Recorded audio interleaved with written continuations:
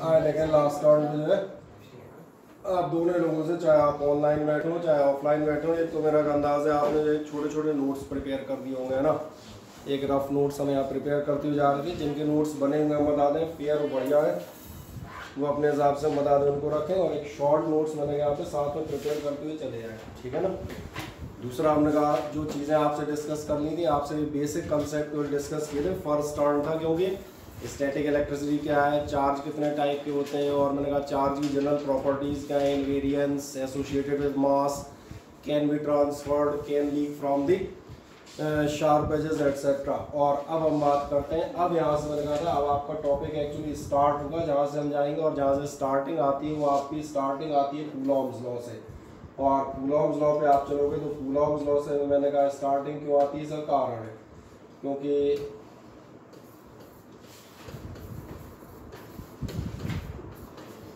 जो चार्जेस के बारे में हम बात कर रहे थे, चार्जेस के बारे में आपने पहली प्रॉपर्टी की क्या दी थी, आपको याद होगा, आपने यहीं से स्टार्ट हुई थी। 2500 साल पहले भी कहानी यहीं से स्टार्ट हुई थी कि when bodies are rubbed together then these have a property to attract the materials. और अट्रैक्ट द मटेरियल्स की बात करें, इसका मतलब है they have the property to apply the force.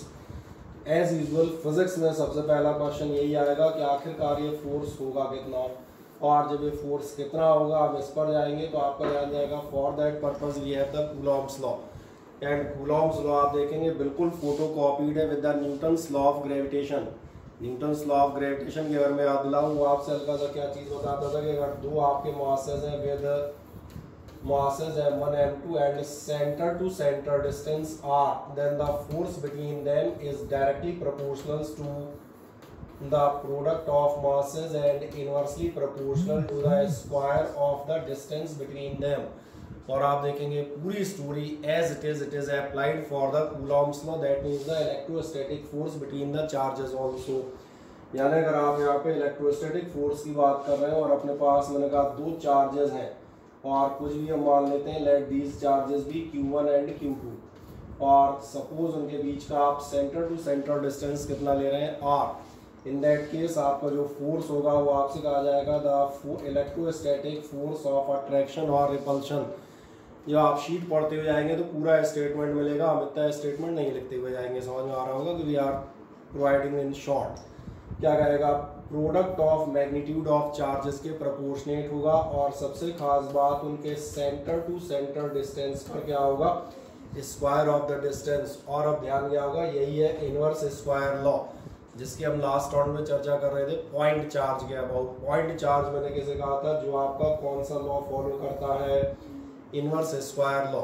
Interesting कहानी एक्चुअली इसके बाद शुरू होती है, क्योंकि आप यहाँ पर जाते हैं, अगर आप करेंगे तो फोर्स प्रोपोर्शनेट कितना होना चाहिए, Q1 Q2 by are square, या आप कह सकते हैं F इज इक्वल्स टू होना चाहिए K Q1 Q2 by are square. यहाँ पर ध्यान देखेंगे, हम इसी K के लिए काफ़ी एडिशनल चर्चा करेंगे, तो जो भी ऑन या ऑफलाइन बैठे हैं पहले से देखें, पेन और कॉपी तैयार है सभी की।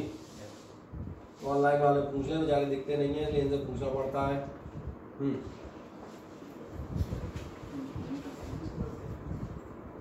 चले बताएं फुर्ती से, अनमोल सिंह कॉपी वॉपी लिए बैठे हो तो बैठे हो बस, तो फिर आ जाओ फुर्ती से। बाकी जो है सामने तो लिए हैं, सिंपल एक हेडिंग डालो फुर्ती से, कूलॉम्स लॉ। हेडिंग आप डाल देंगे कूलॉम्स लॉ।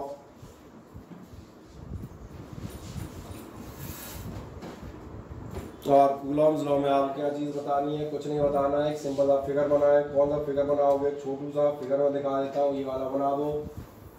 दो चार्जेस, इसका 2 कहाँ चला गया, ये रहा। दो चार्जेस बनाओ छोटे छोटे गोल गोल, सेंटर टू सेंटर डिस्टेंस दिखा हुआ,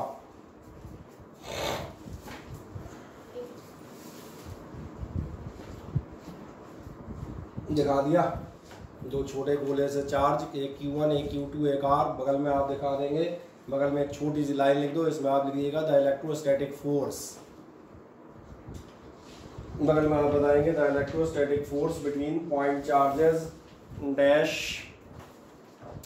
electrostatic force between point charges dash मार के आपको क्या मिलेंगे, दो स्टेटमेंट। एक आपको मिलेगा F प्रोपोर्शनेट Q1 Q2, और दूसरा मिलेगा F proportionate 1 by are square.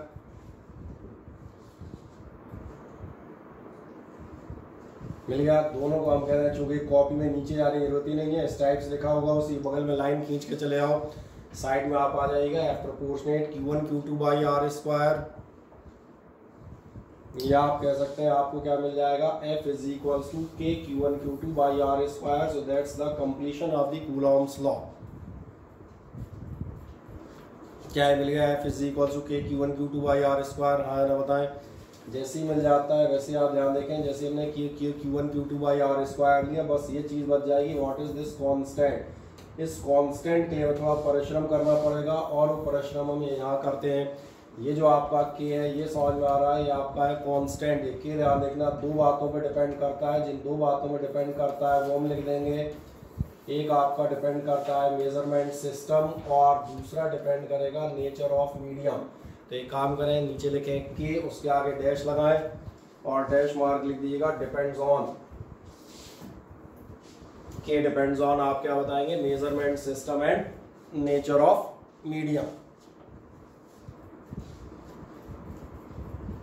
यानी इस K की वैल्यू मैंने कहा यूनिवर्सल ग्रेविटेशनल कांस्टेंट जितनी सस्ती नहीं है, इसकी वैल्यू में हमें कहीं ना कहीं दो फैक्टर कंसीडर करने पड़ेंगे। जो दो फैक्टर मुझे कंसीडर करने पड़ रहे हैं, जो मैंने कहा था कौन से दो फैक्टर, एक तो आपका मेजरमेंट सिस्टम और एक आपका नेचर ऑफ मीडियम। ये आप कैसे कंसीडर करते हैं तो मैं बताता हूँ। सबसे पहले अगर मान के चले आप लेते हैं CGS सिस्टम, CGS सिस्टम में आपका ध्यान जाएगा आपकी K की वैल्यू ली जाती है 1। ये आप देखेंगे किसका इफेक्ट नजर आ रहा होगा, मीडियम उसका सिस्टम का। और दूसरा नंबर ध्यान देखना, अगर आप जाते हैं in SI system, SI system में आपकी ये वैल्यू हो जाती है K is equals to 1/4 pi epsilon. दोनों वैल्यूज आप नोट करें, फिर हम आगे की चर्चा में जाएंगे। इन CGS सिस्टम आप बताएंगे K इज इक्वल्स टू 1, और इन SI सिस्टम आप बताएंगे K is equals to 1/4 pi epsilon.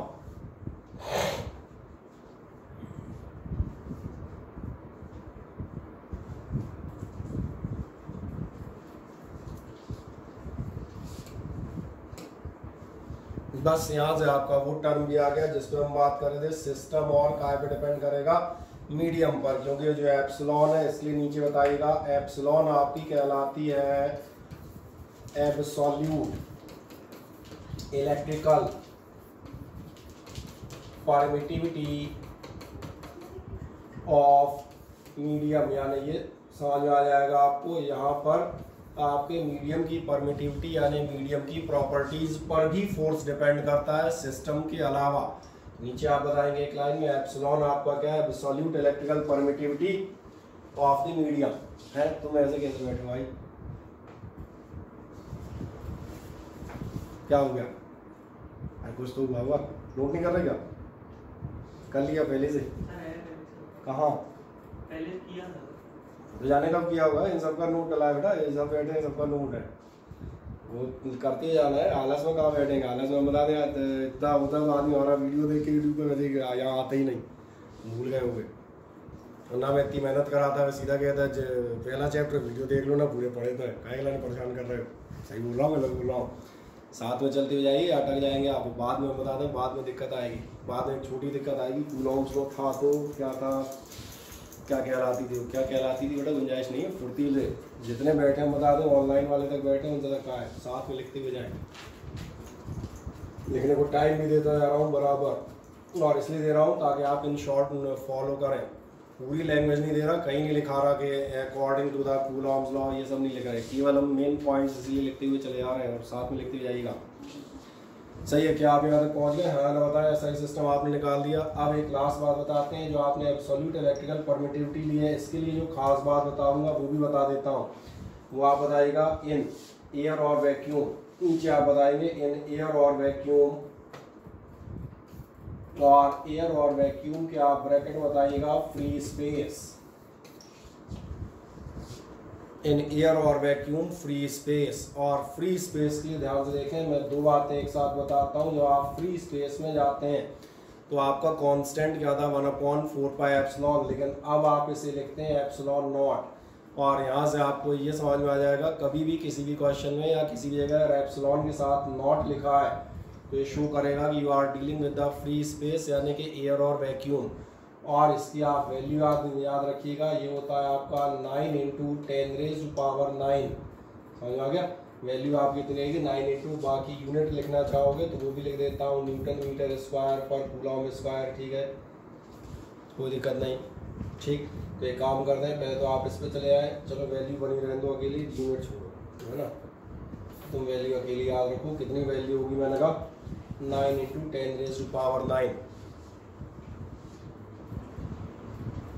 इसका मतलब ध्यान देखना, अब जो आपका एक्चुअल फॉर्मूला बनेगा वो आपसे क्या कहेगा एफ, और कौन से एफ की बात कर रहा हूँ, तो हम बात कर रहे हैं फ्री स्पेस की। बस ये हमारा फाइनल फॉर्मूला हो गया, और फाइनल फॉर्मूला क्या है K(Q1Q2/r²। So now it will be written as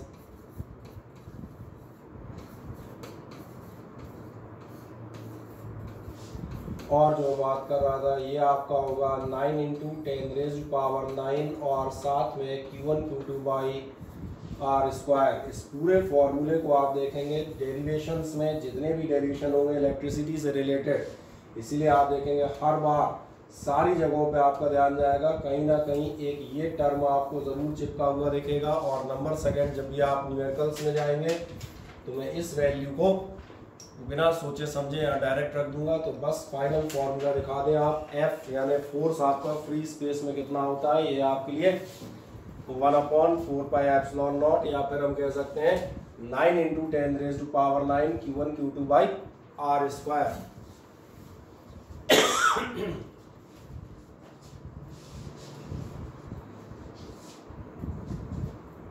सही है। तो आप पूछेंगे आपके पास जो नोट्स बने हैं या आपके पास जो शीट क्या है, कुछ नहीं है, वो ये है, ये आपकी शीट है जो आपके पास मौजूद है। ये शीट भी वही बताती है, केवल अंतर इतना ही बताता है if two stationary and point charges, यानी शीट से आपको केवल एक आध दो ऐसी इंपॉर्टेंट बात मिल जाएंगी कि आपके चार्ज कैसे हैं, स्टेशनरी या ये फॉर्मूला काय के लिए, पॉइंट चार्जेस के लिए, लाइन चार्ज वगैरह के लिए एप्लीकेबल नहीं है। लाइन चार्ज वगैरह हम आगे डिस्कस भी करेंगे। क्या कहता है Q1Q2R केप्ट डिस्टेंस R, ये दिख ही रहा है, यही बात कर रहे थे, मैंने लग रहा है मैंने समझाया दिखाया। Distance R, then force of attraction or repulsion between them is directly proportional to the product of their magnitude, और आगे क्या चीज बताते हुए जाएगा, and inversely proportional to the square of the distance between them। फिर वही इस डायरेक्ट कहानी F proportionate Q1Q2/r², या आप कह सकते हैं कि Q1Q2/r²। K आपको मालूम है कांस्टेंट है, किस पे डिपेंड करता है, system of units and medium between the two charges. कैसे डिपेंड करता है, तो आपको मालूम है CGS में आपका K1 है, Q1Q2/r² में आपका ये जो K है ये कितना हो जाएगा, ये आपका हो जाएगा 1। और इसीलिए SI में आप जाएंगे तो ये वैल्यू कितनी होगी, आप दिख रहा होगा, ये वैल्यू होगी 1/4πε0। जो एक आठ डिटेल थे वो मैंने बढ़ा दिए, नॉर्मल एप्सिलॉन होगा, और एयर के लिए आप कितना रखोगे ε0, ये क्लियरेंस हो जाता है प्रॉपरली। ठीक, अब एक नेक्स्ट चीज बढ़ते हैं, जैसे आप कूलॉम्स लॉ बढ़ते हैं, इसके बाद आपके पास एक आता है vector format of Coulomb's law. Vector format of Coulomb's law क्या चीज बताते हो जाएगा, वेक्टर फॉर्मेट ध्यान देखना, प्लेन मैथमेटिकल डेरिवेशन है, बड़े आराम से यहीं से दिखा देता हूँ, देखें एक सेकंड में। जरा एक काम करें, ये फिगर आपको नजर आ रहा है साफ साफ, मैं इस फिगर को दोबारा बना देता हूँ। ऊपर वाला चलो इसी के हिसाब से बनाएंगे, 1 और 2 मैंने लिए हैं, ठीक है ना, ऊपर वाले नीचे वाला 2 माना है। मैं क्या मान के चल रहा हूँ कि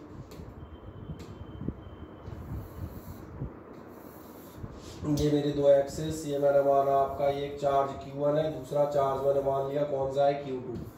ये आपका ओरिजिन, दोनों के हम अलग अलग पोजीशंस मान लेंगे, और कूलॉम्स लॉ काय में लेते जा रहे हैं वेक्टर फॉर्मेट, यानी ध्यान जा रहा होगा पोजीशन वेक्टर्स के टर्म में चलेंगे। ये आप वेक्टर मान लेंगे, पहला वेक्टर आपने मान लिया R1, और ये दूसरा वेक्टर मैं मान लेता हूँ R2। इस वेक्टर को आप अकॉर्डिंग टू द डायरेक्शन आप R1, R21 और R12 कोई सा भी मान सकते हो, तो हम देख लेंगे एक बार, कोई एक नाम दे देंगे, होगा दोनों, इधर से जाओगे या उधर से जाओगे। और कुछ इस फिगर में बना हुआ है, बस कुछ नहीं, एक Q1 एक Q2 लिखे हैं, तो वो भी मैं बना देता हूँ ताकि आप दिखता रहे। हम बात कर रहे हैं Q1 और Q2 की। जब आप Q1 और Q2 लेंगे तो ये 4 समझ में आ रहे हैं, एक वेक्टर R1, एक मैंने कहा vector R2, it is the origin, दोनों के पोजीशन वेक्टर, और ये बीच का डिस्टेंस दिख रहा होगा। दोनों चार्ज आपको साफ नजर आते हैं, इसलिए एक छोटा सा काम और कर देते हैं, दोनों पे हमने ये अब बिल्कुल साफ नजर आ रहे होंगे हम किसकी बात कर रहे हैं। जैसे ही आप पढ़ेंगे आपको एक सेकंड पहले याद आएगा। अभी हम एक सिंपल सी बात पढ़ रहे थे, क्या पढ़ा था, दो चार्जेस के बीच का फोर्स कितना होगा, 1/4πε0 Q1 Q2 upon are square, यही होगा। अब एक मजेदार बात है, जो आर स्क्वायर होगा फोर्स या तो इधर होगा या इधर होगा, यही फोर्स होगा ना। तो ध्यान देखना हमने कौन सा लिया हुआ है, मैंने लिया है 21 का मतलब मालूम है, इसमें मैंने कहा एक बार मैं इससे डिस्कस कर दूँ। जब भी आप फोर्सेस में 21 या 12 लिखते हैं तो ये याद रखिएगा, 21 या 12 का मतलब होता है force on second due to the first, या force on first due to the second. जैसे आप यहाँ पर जाएं तो मैंने लिखा है force on Q2 applied by Q1 on Q2 by Q1 that side is 21। क्या होगा, 2 से लेके 1 तक का जो भी आपका गैप है, और वेक्टर का डायरेक्शन देना ध्यान है, याद होगा आई कैप जे कैप, या हम डायरेक्शन देते थे आर कैप, तो वेक्टर के डायरेक्शन देना तो याद है बहुत अच्छी तरह। आए देखें ध्यान से, अगर हम यहाँ पर इसी चीज़ को लिख दें, एक बहुत सिंपल सी बात लिखते हैं, और मैंने कहा अगर आप निकालेंगे वेक्टर F21 में, चलो मैं तो थोड़ा लिख देता हूँ, force on Q2 due to Q1। अगर आप Q2 पे फोर्स देख रहे हैं Q1 की वजह से, तो कितना होना चाहिए, ये आपका होना चाहिए vector F21 is equals to वही 1/4πε0 Q1 Q2 by are square. ये डिस्टेंस कितना होगा आप देखना, तो चाहे मैंने कहा R12 मान लो और चाहे R21 मान लो, क्योंकि इधर से R21 होगी उधर से R12 हो जाएगी, कहीं से भी आप मान सकते हैं। और डॉट ध्यान देखना, डायरेक्शन क्या होगा, ऑन 2/1 यही होगा, तो ऑन 2/1 यानी हम यहाँ कह सकते हैं R21 का कैप। तो पहले मुझे बताएं क्या ये लाइन समझ में आती है या नहीं, बस इस लाइन की चर्चा हमें करनी थी स्पेशली, कोई डाउट इसमें नहीं। ऐसे ही जब आप सेकंड वन लेंगे तो सेकंड वन दिख रहा होगा R12 हो जाएगा, और हम यहाँ पहुँचेंगे R12 के कैप पे। पहले एक काम करते हैं, एक छोटा सा फिगर बनाए, एक सिंपल हेडिंग डाल दो, कूलॉम्स लाइन वेक्टर फॉर्म, फुर्ती से चलें, 2 मिनट में हम खत्म कर देंगे। सिंपल हेडिंग डाल दीजिएगा, Coulomb's line vector form,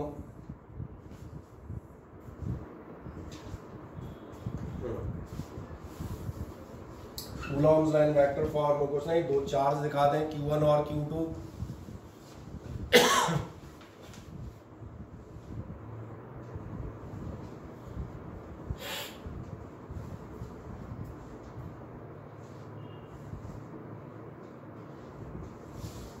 figure जरूर बना दें, और फिगर जो बनाइएगा ध्यान रखना अच्छे ही बना रहे हो तो एक्सेस बना देना, ये एक्स एक्सेस हो जाएगी, ये आपकी वाई एक्सेस हो जाएगी, नाम रख देना एक्स और वाई एक्सेस, और ओरिजिन बना देना। रफ भी फिगर एकदम रफ नहीं होना चाहिए कि उसमें आधी गलतियां छूटें। रफ का मतलब है कि लाइनें आड़ी टेढ़ी हों, ना कि डाटा छूट जाए, सही है ना। 2 वेक्टर्स बनाए, एक वेक्टर आपका R1 और एक वेक्टर आप बना देंगे R2।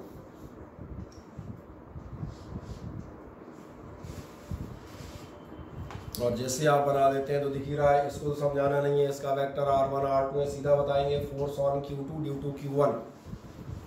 फोर्स ऑन Q2 दिखा दें, किसकी वजह से आप दिखाएंगे, Q1 की वजह से।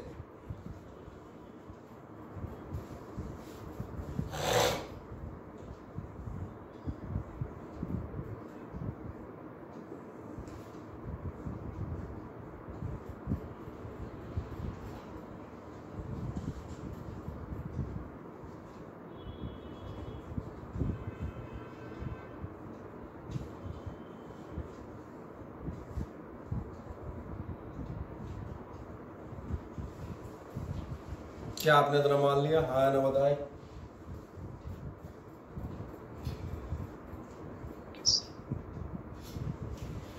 बोलो वाल को बना दिया फुर्ती से, ठीक है, यस सर बना दिया, गुड। अब एक नेक्स्ट दिखा देता हूँ, ध्यान रखना, इसी में आपको इसमें आधा पार्ट बेचारा गायब हो गया एक साइड, चलो कोई दिक्कत नहीं। जब आप इतना बना देते हैं तो एक सिंपल सा काम करते हैं, ध्यान देखें, मैं मान चलता हूँ। अब इस वेक्टर को मैंने कहा था इधर से भी हो सकता है उधर से भी हो सकता है, दोनों बार अलग अलग लेंगे, इसलिए मैंने अभी सिंपल लाइन बनाई थी। थोड़ी देर के लिए मान चलता हूँ, ये है वेक्टर R21, और वेक्टर R21 दिख रहा होगा ऑन 2 फ्रॉम 1। अभी हम इसकी चर्चा कर रहे हैं, अगर आप लेंगे तो ध्यान से इधर देखिएगा। अब मैं असली बात चाहता हूँ, फ्रॉम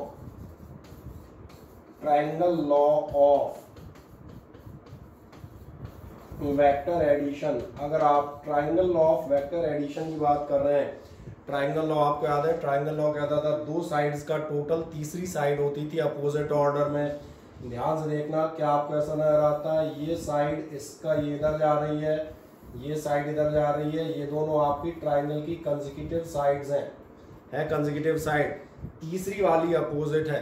इसका मतलब इन दोनों का टोटल ये अपोजिट ऑर्डर वाली साइड होगी, हमें कंफर्म हो जाता है। मैं पूरा लिख देता हूँ, ट्रायंगल लॉ आपसे क्या कहेगा, ये आपसे कहेगा वेक्टर R1 प्लस R21, यही है plus R21 is equals to कितना आना चाहिए, इज इक्वल्स टू आना चाहिए वेक्टर R2। ये हमारा ट्रायंगल लॉ। अब ध्यान से देखो, मुझे R21 की वैल्यू मिल गई, यानी मेरा R21 इज इक्वल्स टू कितना आ जाएगा, ये आ जाएगा vector R2 minus vector R1। इस वैल्यू को निकालें फुर्ती से, फिर मैं और आगे बढ़ता हूँ। बस एक ही स्टेप में हमारा काम पूरा हो जाएगा।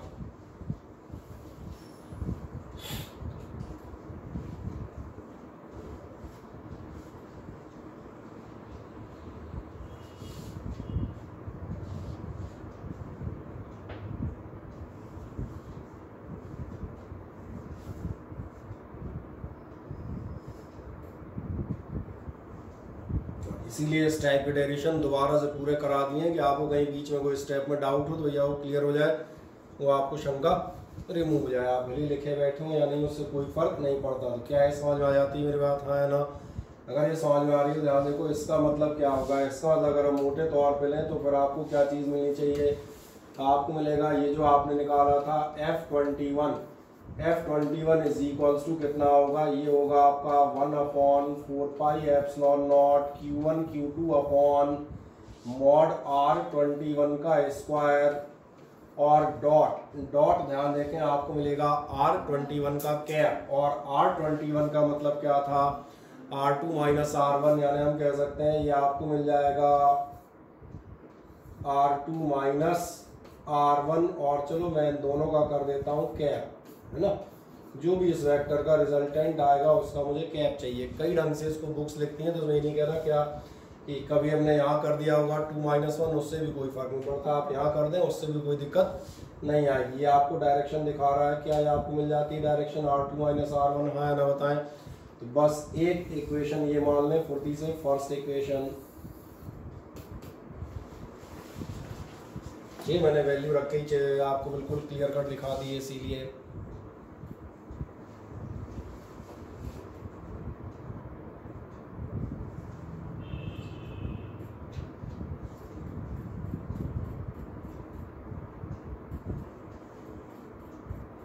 चाहिए।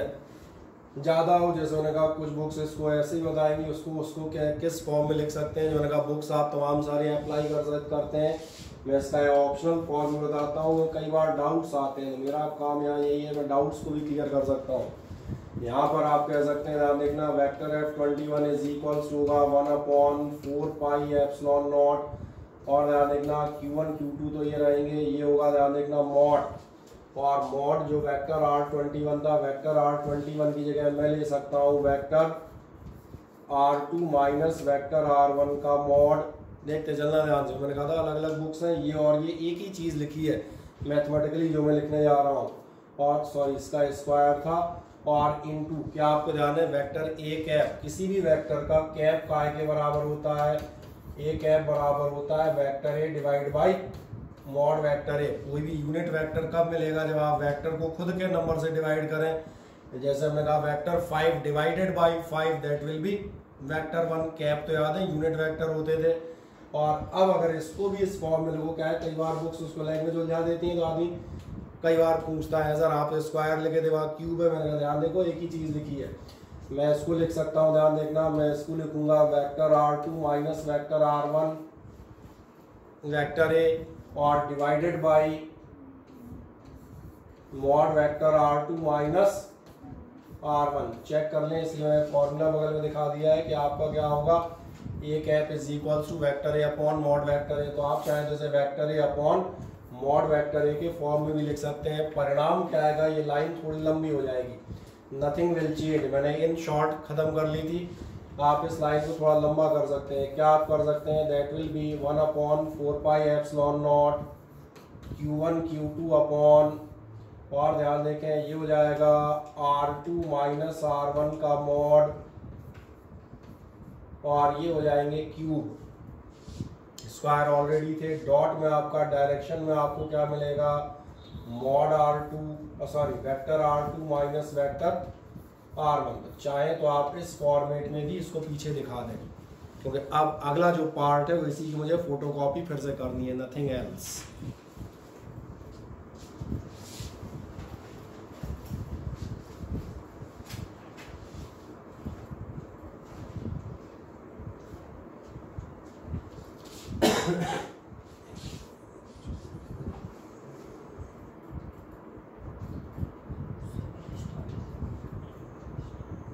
कॉलेजेस की कौन से अलाउड में आएगी,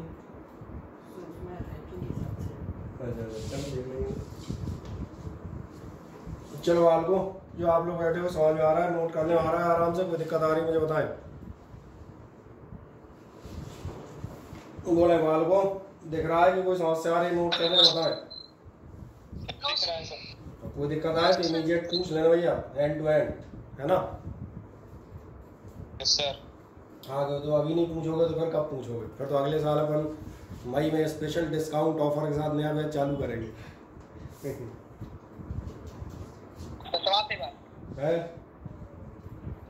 समाज सेवा करेंगे? नहीं समाज सेवा नहीं करेंगे, सिर्फ अपनी सेवा। डिस्काउंट कह रहा हूँ, फोकट थोड़ी कह रहा हूँ रे। फोकट में पढ़ाने लगेंगे।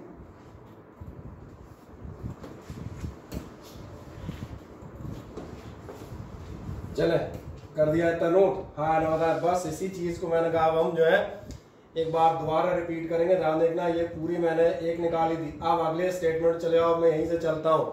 नीचे आएगा नाउ फोर्स ऑन, यहाँ तक नोट कर दिया है। हाँ ना, बताना कोई बेचारा रह तो नहीं गया कोई आप में से, ऊपर में होने से ऑनलाइन में कोई बचा तो नहीं। बस तो अब इसी स्टेटमेंट को चेंज करता हूँ। अगली बार जाएगा force on Q1 due to Q2। आ जाओ अगली बार आप आएगा force on Q1 due to Q2। अब क्यू आर हम कहाँ जा रहे हैं, हम जाएंगे force on Q1 due to, आप कहाँ जाएंगे Q2। चलते जाए 40 से।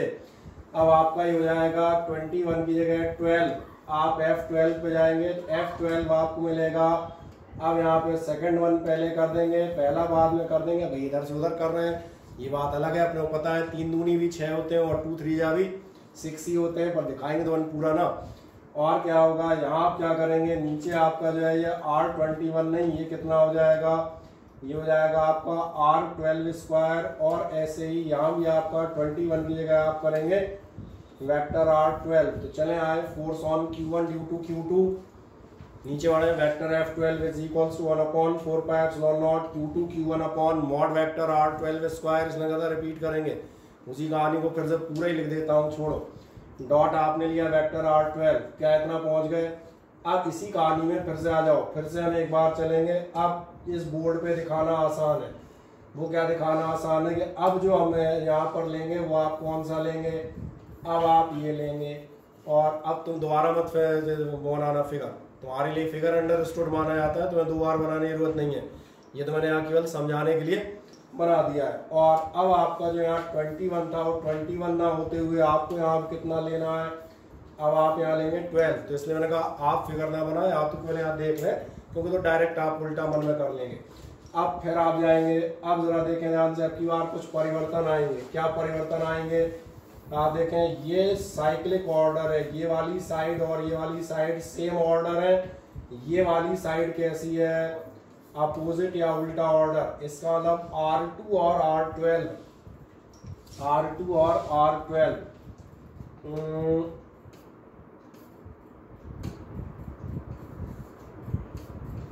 इन दोनों का टोटल अपना कितना आ रहा है, इन दोनों का टोटल अपना आ रहा है R1। क्या इतना समझ में आ गया, हाँ ना बताएं।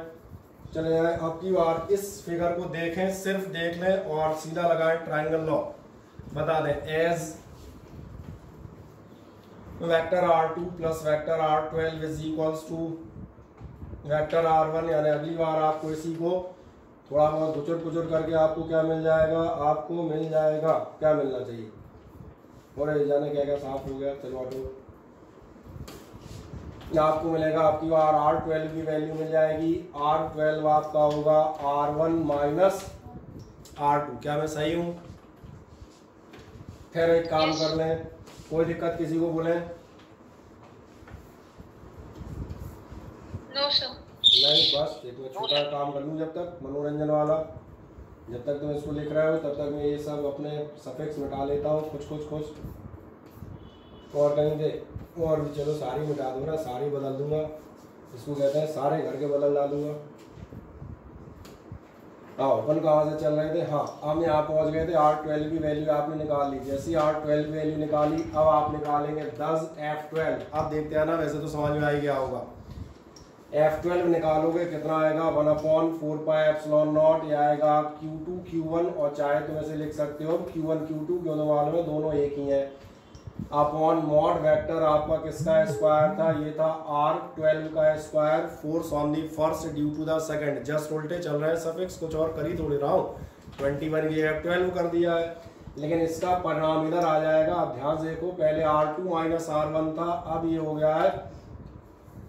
तो मैंने कहा आप यहाँ भी छोड़ सकते हैं।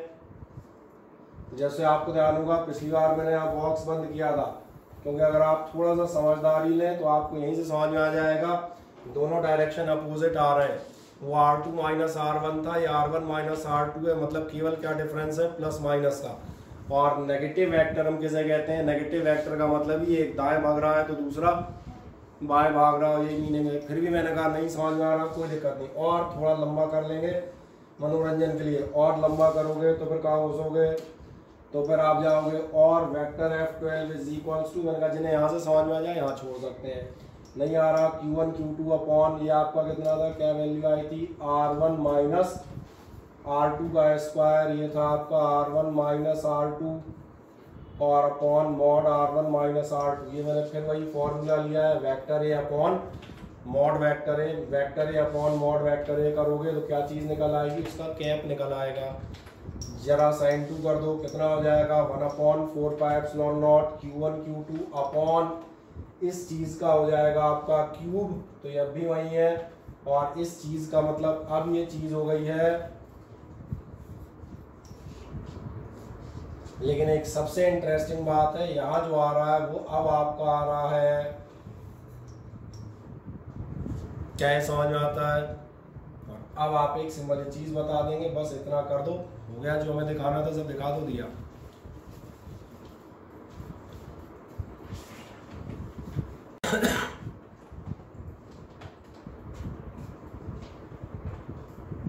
अब जो मुझे शो करना था वो मैं एक लाइन में, उसको भी मैं मैथमेटिकली लिखूंगा।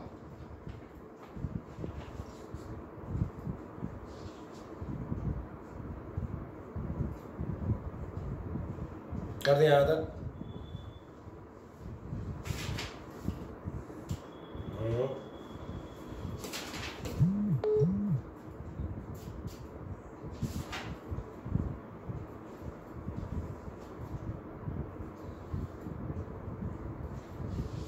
जो मुझे दिखाना है वो ध्यान देखें एक सेकंड में। क्या आपको ऐसा समझ में आता है? ये जो इतना कार्यक्रम है, इतना कौन सा, मैं यहाँ की बात कर रहा हूँ, इतने कार्यक्रम में आपका ये 1/4πε0 Q1 Q2 या Q2 Q1 ये दो सेम ही है। एक मजेदार बात है, मॉड R12 या मॉड R21, मॉड का मतलब मालूम है वैल्यू, चाहे आप R12 लें चाहे आप 21 लें, दोनों की वैल्यू सेम होगी। तो मैं एक छोटी सी बात बताता हूँ, मैं आपसे एक कंक्लूजन लिखता हूँ। क्या लिखता हूँ? As mod R21 is equals to कितना होगा, मॉड R12। और अगर मॉड R21 मॉड R21 के दोनों इक्वल हैं तो आपको सबसे खास बात नजर आएगी कि इतना पार्ट यानी कि इतना पार्ट, ये समझ में आ रहा है, ये दोनों का सेम होगा, ये पार्ट एक ही होगा। यानी आप कह सकते हैं, इससे आपको पता चलता है, इम्प्लाइज दैट आपका वेक्टर F12 और वेक्टर F21 दोनों सेम होंगे। लेकिन दोनों सेम में ये ध्यान रखना, मॉड वाइज वैल्यू वाइज, क्योंकि अभी अपन वैल्यू निकाल रहे हैं। परंतु इसलिए कहा, परंतु को ध्यान से देखें, एक का डायरेक्शन कहाँ आ रहा है, इसका डायरेक्शन आ रहा है R1 माइनस R2, और जो आपके पास लिखा है जो मैंने मॉडिफाई कर दिया वो था R2 माइनस R1, और एक था R1 माइनस R2, और R2 माइनस R1 दोनों के डायरेक्शन कैसे होंगे? अपोजिट। आप बता सकते हैं बट क्या तुम्हें आधा लिख दो, फिर एक लाइन में जरा से बोल दूंगा उसको, क्या पूछना है इसमें?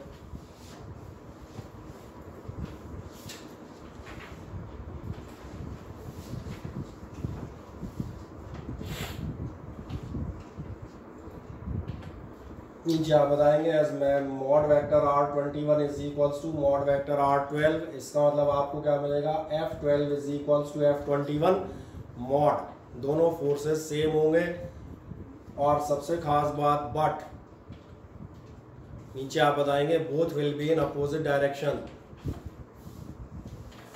एक लाइन बताएं as mod vector R21 is equals to mod vector R12 implies that आपको क्या मिलेगा? मॉड F12 बराबर मॉड F21,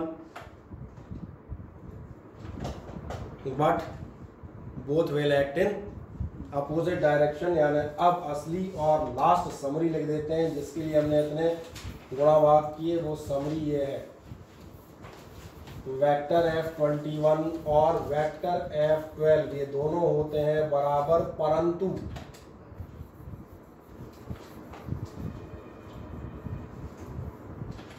नहीं आया समझ में? माइनस F21 दोनों एक दूसरे कैसे होते हैं? Just opposite. बस ये हमारा फाइनल रिजल्ट आ जाता है, that is called the vector form of Coulomb's law, जो आपको शो करता है कि आपका कूलॉम्स लॉ एक्शन और रिएक्शन का पेयर होता है। क्या मेरी बात क्लियर रहती है? आपका काय का पेयर होगा? ये आपका एक्शन और रिएक्शन फोर्सेस दोनों का पेयर होता है। कोई अब इसमें समस्या हो तो मुझे बताएं। जनरली नहीं। ठीक, अब इसके बाद एक आध छोटी मोटी चीजें आती हैं। हाँ, पहले बताएं कूलॉम्स लॉ, ये सबको समझ में आ गया? कि कोई डाउट था तो उसको एक बार और बताऊं कुछ? आप सबको समझ में आ गया? ऑनलाइन वालों को माना कि मैं चला दूं, माना कि इनको भी आ गया है। क्यों जा रहा भूल नहीं रहा क्यों? आए नेक्स्ट आते हैं। इसके बाद आपके पास एक सिंपल हेडिंग आती है, वो आती है परमिटिविटी ऑफ ए मीडियम। सवाल आता है परमिटिविटी क्या चीज बताती है? परमिटिविटी आप देखिएगा परमिट करना, अलाउ करना। एक्चुअली आप देखेंगे परमिएबिलिटी या परमिटिविटी एक बहुत सिंपल सी बात है। जब भी आप किसी भी मीडियम में इलेक्ट्रिक या मैग्नेटिक फोर्स की बात करेंगे तो उससे होके इलेक्ट्रिक फील्ड या मैग्नेटिक फील्ड पास करेगी या नहीं, मेरी बात समझ में आ रही है?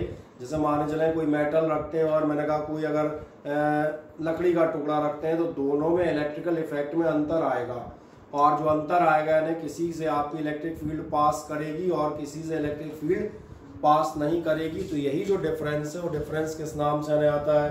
That is known as the permittivity. इसीलिए आप देखेंगे परमिटिविटी की आप डेफिनेशन यही देते हैं, क्या कहता है? Permittivity as a measure of the ability of the medium. ये मीडियम की एबिलिटी है किस बात के लिए? सराउंडिंग द इलेक्ट्रिक चार्ज, जो इलेक्ट्रिक चार्ज के आसपास है उस मीडियम की, टू अलाउ। समझ आ गया? परमिट मतलब भी क्या कर रहा था? परमिशन देना, परमिएबल होना, अलाउ करना। अलाउ करेगा electric lines of force to pass through it, कि इससे इलेक्ट्रिक लाइंस पास होंगी, नहीं होंगी, या नहीं होंगी तो कितने परसेंट होंगी? आधी कर देगा, एक चौथाई कर देगा, 10% कर देगा, तो कहीं ना कहीं कम भी कर सकता है। ये समझ में आता है। It determines the forces between the charges. आपको ध्यान है फोर्सेस के बीच का चार्ज भी डिटरमाइन करता है, क्योंकि आपके फोर्स का फॉर्मूला ही है 1/4 pi epsilon dot dot dot, यानी एप्सिलॉन की वैल्यू के हिसाब से फोर्स डिफाइन होगा। Q1 Q2 दो चार्ज क्या है वो तो इम्पोर्टेंट है ही, डिस्टेंस क्या है वो इम्पोर्टेंट है, लेकिन बीच में एक वैल्यू एप्सिलॉन नॉट भी घुसी है, यानी ये फोर्स आपका मीडियम के अकॉर्डिंग भी, परमिटिविटी के अकॉर्डिंग भी डिसाइड होता है। तो क्या क्लियर हो जाता है? तो छोटी सी हेडिंग डाल दें परमिटिविटी। परमिटिविटी आप डैश मार्क लिख दीजिएगा। Ability of the medium, permittivity में आप लिख देंगे ability of the medium to allow electric lines of force, ability of the medium to allow electric lines of force to pass through it, electric lines of force to pass through it। समझ आ गया। और मैं कहीं से नहीं बता रहा, Messi का जो समरी है वो सामने से बोल दिया, कुछ नहीं। क्या है, allow the electric lines of force through it, कुछ नहीं, इसी में शॉर्ट बिल्कुल मेन कंसंट्रेट लिख दिया है। और ख़ास बात जो आपको याद रखने वाली है वो कौन सी है मुझे बताओ। ये आपको न्यूमेरिकल्स में लगेगी, ये याद रखिएगा। इस वैल्यू को और शराफत से लिख लें, मैं इसको थोड़ा और लंबा कर देता हूँ। 8.85 लिखी है, मैं इसको लिख देता हूँ 8.854 लिख दें। Absolute permittivity of free space लिख दें नीचे फुर्ती से, absolute permittivity of free space 8.854 into 10⁻⁻12 coulomb square पर न्यूटन मीटर स्क्वायर।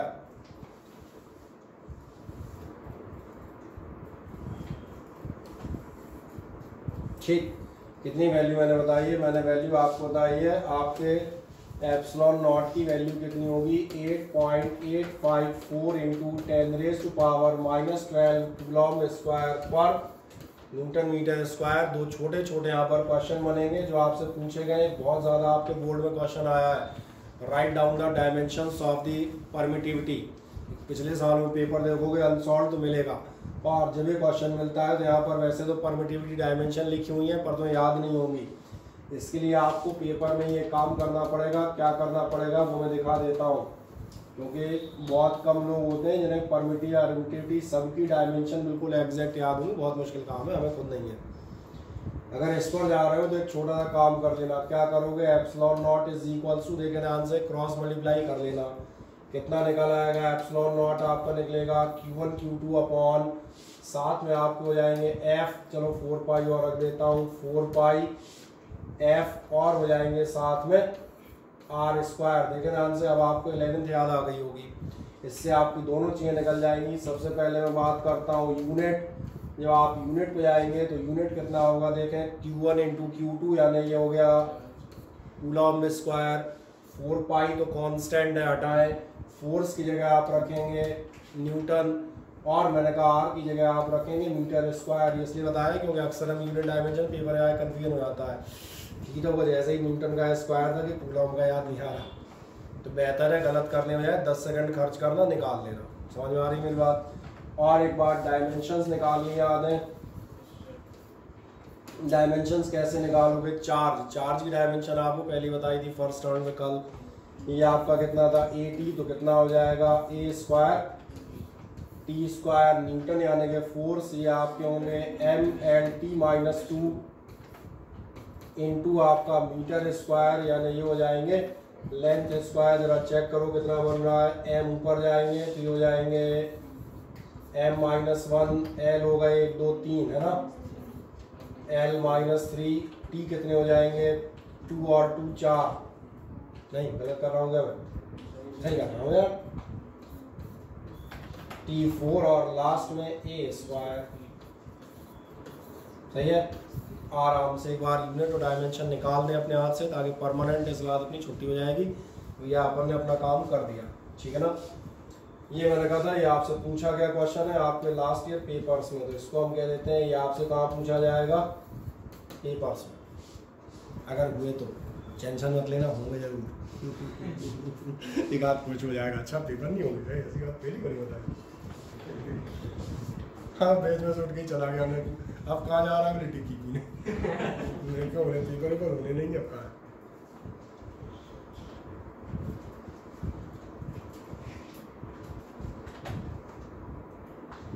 निकाल लें आराम से, यूनिट निकाल दें और आप निकाल देंगे डायमेंशन।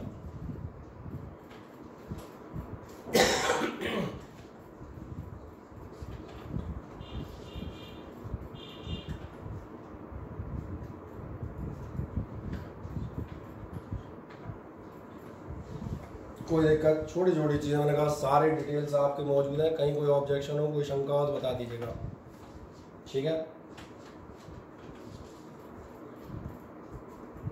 और अब वो तो दिक्कत है ही नहीं कि जो देखने में इतना बड़ा बड़ा कलरफुल लिख रहा हूँ, रंग बिरंगा, तो नहीं दिखा तो कहूँगा है कलर ब्लाइंड आदमी। हाँ ये समझ में आ जाता है। तो ये तो हो गई आपकी हमने कहा डायमेंशन और वैल्यू। अब यहाँ पर एक चीज़ और आती है और वो आती है जानने का रिलेटिव परमिटिविटी। रिलेटिव परमिटिविटी क्या बताती है? ये वैसे ही कंसेप्ट है जैसे आपको याद होगा एक हम रिलेटिव डेंसिटी पढ़ा करते थे। रिलेटिव डेंसिटी बताता था कि in comparison to the water कोई चीज़ हल्की है या भारी। आप बताते थे रिलेटिव डेंसिटी मतलब डेंसिटी ऑफ वाटर और डेंसिटी ऑफ सब्सटेंस, इन दोनों का रेशियो। ऐसे ही ध्यान देखना एयर या फ्री स्पेस की जो आपकी परमिटिविटी है that is to be considered as the unit या स्टैंडर्ड। अब कोई भी आप मटेरियल रखेंगे तो हम एयर से ही कंपैरिजन करेंगे, भैया उसमें फील्ड बढ़ जाती है या उसमें फील्ड कम हो जाती है, तो उसकी relative permittivity with respect to the air कितनी है। तो क्या है समझ में आता है, इसलिए आप समझ में आएगा। डायरेक्ट जो मैंने कहा था डेफिनेशन आपको सीधी मिल जाएगी अगर आपको रिलेटिव डेंसिटी का आइडिया ध्यान गया होगा। और वो आइडिया आपसे क्या चीज़ कहेगा, ये आपसे कहता हो जाएगा कि रिलेटिव परमिटिविटी जो आप डेफिनेशन देते हैं ये आपसे बताएगी रेशियो ऑफ, किसका रेशियो है ध्यान देखें, permittivity of the medium to the permittivity of free space. जैसे आप लेते थे डेंसिटी ऑफ मीडियम और डेंसिटी ऑफ वाटर।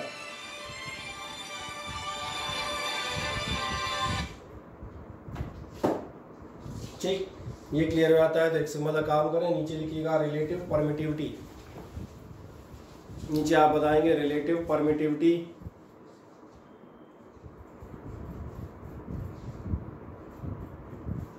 और जैसे आपने रिलेटिव परमिटिविटी लिखा तो लेफ्ट में लिखिएगा epsilon R is equals to, epsilon R का मतलब सफिक्स में आर, कहीं लिखा है दिखा देता हूँ, ये लिखा है एप्सिलॉन आर से लिखते हैं एप्सिलॉन सफिक्स आर, लिख दो epsilon R is equals to epsilon upon epsilon not. समझ आ जाएगा काई बात कर रहा हूँ, मीडियम की, और अपॉन नॉट मालूम है एयर की। और एक सबसे खास बात बताता हूँ, ये जो रिलेटिव परमिटिविटी है इसको एक नाम से और जाना जाता है, तो आगे लिखिएगा it is called dielectric constant also. It is called dielectric constant also.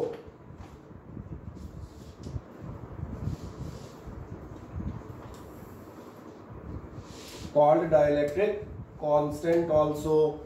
अब ये जो चर्चा आती है, मैंने कहा हमेशा फिजिक्स में एक से दूसरी चीजें रेफर होती हैं। आपको याद आएगा कल हम बात कर रहे थे इंडक्शन की, मैंने कहा था ये कि यहाँ पर चार्ज है, आप बगल से यहाँ चार्ज ले आए, यहाँ पर कुछ चार्ज डेवलप हुआ, ये पढ़ा रहे थे कल।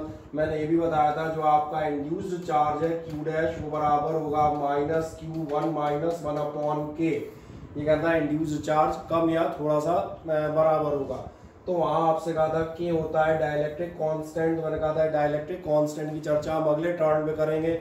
अब समझ में आ गया होगा डाइलेक्ट्रिक कांस्टेंट क्या है। हर मटेरियल का इलेक्ट्रिक फील्ड के लिए बिहेवियर अलग अलग है, और इलेक्ट्रिक फील्ड के लिए जो बिहेवियर अलग अलग है वो चीज़ क्या कहलाती है, उसकी परमिटिविटी, कि कितने इलेक्ट्रिक इफेक्ट को अपने में उसे होके अलाउ करेगा या नहीं करेगा, जो भी है। और इसीलिए मैंने कहा अगर एयर से कंपैरिजन करोगे, ये प्रॉपर्टी उसकी एयर के कंपैरिजन में कितने गुना ज़्यादा है, 2 गुना 3 गुना 50 गुना, या कितने गुना कम है 1/2 1/4, जैसा मीडियम होगा तो डिपेंड करेगा अलग अलग।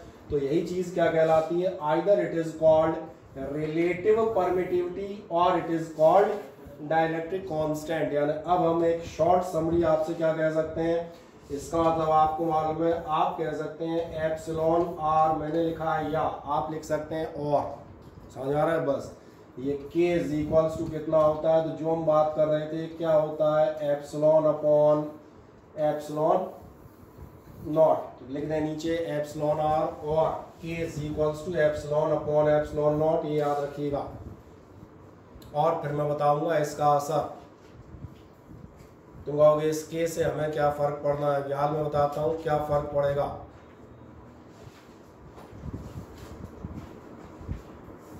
क्या इतना मिल जाता है, हाँ ना बताएं। इससे फर्क ये पड़ेगा, ध्यान देखना, अगर आप किसी भी मीडियम में आप फोर्स निकाल रहे होंगे, मेरी बात समझ में आती है, अगर आप एयर में फोर्स निकाल रहे हैं, कहाँ निकाल रहे हैं, मीडियम में, क्या आपने ध्यान दिया मीडियम में होने वाला फोर्स आपका होगा 1/4 पाई एप्सिलॉन, बड़ा लिखा है ताकि आपका फोकस उस पर जाए।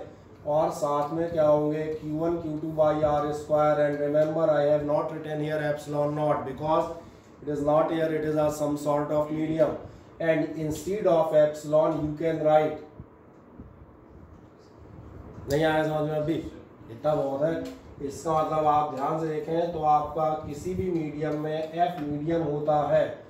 चलो पहले मैं ऐसा लिख देता हूँ, मैं लिख देता हूँ 1/4 पाई एप्सिलॉन नॉट के, और साथ में होता है Q1 Q2 by are square, यानी और ध्यान से देखें तो ये होता है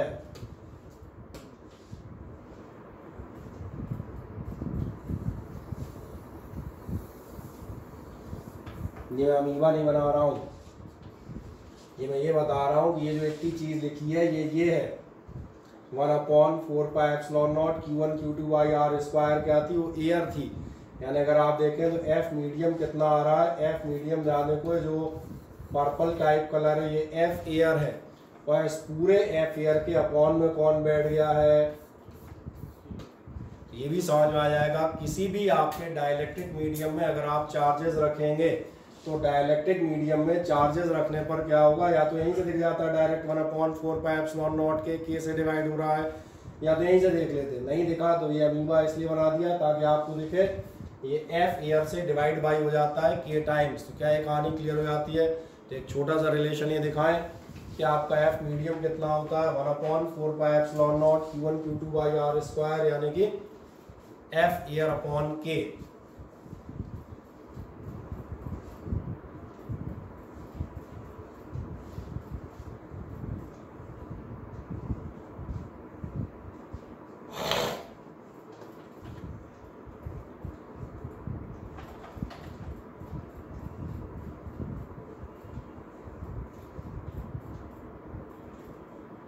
तो ये याद रहेगा मीडियम का क्या फर्क पड़ता है फोर्स पर। कोई समस्या किसी को? बोलो बालक, कोई देखने में दिक्कत तुम्हें? नहीं? तो फिर एक छोटा काम और करते हैं, कुछ कितनी सा न्यूमेरिकल मिल जाएगा तो उसको देख लेते हैं। छोटू मिलेगा, बड़ा कहाँ से मिलेगा? बड़े हैं ही नहीं उसमें। ये रहा ना, The dielectric constant of glass is 7.0 what is its absolute permittivity। आपका डायलेक्ट्रिक कांस्टेंट ऑफ ग्लास कितना है? 7.0 what is its absolute permittivity। क्या आप बता सकते हैं? अभी आपने एक फॉर्मूला लिखा है डायलेक्ट्रिक कांस्टेंट का, आप मुझे बताएं। चलो थोड़ा नीचे कर लूँ, जो ऑनलाइन होगा ये चमकेगा तो है ना। क्वेश्चन में दोबारा पढ़ता हूँ, ये आपकी शीट का बताया क्वेश्चन है, शीट का आपका क्वेश्चन नंबर 5 या 6वां होगा। ये आपसे कहता है डाइलेक्ट्रिक कांस्टेंट ऑफ ग्लास 7 है, एब्सोल्यूट परमिटिविटी कितनी होगी? अभी थोड़ी देर पहले आपने एक चीज लिखी थी, आपने लिखा था एप्सिलॉन नॉट और के इज इक्वल्स टू कितना लिखा है? देखो बताओ फुर्ती से, एक सेकंड पहले तो लिखा है, यही लिखा है ना। बस हो गया क्वेश्चन, बच ही क्या उसमें? वो तो खत्म होने से पहले ही शुरू हो गया है, शुरू होने से पहले। बस ठीक है, एक ही बात है। के रख दो 7 और एप्सिलॉन की वैल्यू, सॉरी एप्सिलॉन आपको निकालनी है। एप्सिलॉन आपकी होगी, इसकी जगह वापस रखेंगे, मैंने कहा कितना रख देंगे? एप्सिलॉन, और एप्सिलॉन नॉट की वैल्यू मैंने कहा याद रखिएगा, ये मैं फिर रख देता हूँ 8.854 इंटू 10⁻⁻12, यानी एप्सिलॉन इज इक्वल्स टू आप निकाल सकते हैं इतना ही निकलता है मेरा। और साथ में आप बता सकते हैं कूलॉम स्क्वायर पर, आराम से यूनिट समेत आंसर लिखें, मल्टीप्लाई घर पे कर लीजिएगा, ठीक है ना। ये थोड़ा कोई कहेगा सर 7 4 28 भी बता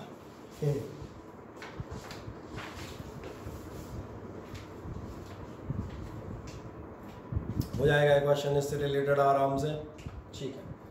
अब अगले टर्न बेसिस से रिलेटेड आपको कुछ बोर्ड के क्वेश्चन भी इसी बेसिस पे हम करते हुए जाएंगे, ठीक है ना। और हम थे कहाँ पे? अभी अपन थे